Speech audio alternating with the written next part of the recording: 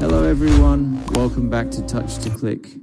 In today's video, I'll guide you through how to enable Virtual Machine Platform in Windows 10 so you can use features like WSL2 and virtualization tools smoothly.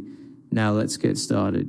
Step 1, click on the Start button and type Turn Windows Features on or off, then select the matching result from the search list.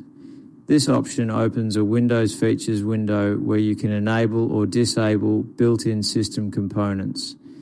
It is important because Virtual Machine Platform is controlled from this section. Step 2, in the Windows Features window, scroll down through the list until you find Virtual Machine Platform. This feature allows Windows to support virtualization technologies required for tools like WSL2 and certain emulators. Make sure you carefully locate it in the list of optional features. Step 3, check the box next to Virtual Machine Platform to enable it on your system. If you also plan to use Windows Subsystem for Linux, check that option as well while you are here. Selecting these options prepares your system for virtual environment support.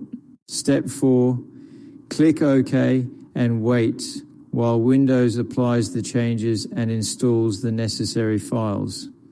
Once prompted, restart your computer to complete the tutorials. Restarting is essential because the feature will not fully activate until the system reboots. Thank you for watching, and don't forget to subscribe to Touch to Click for more helpful tech tutorials.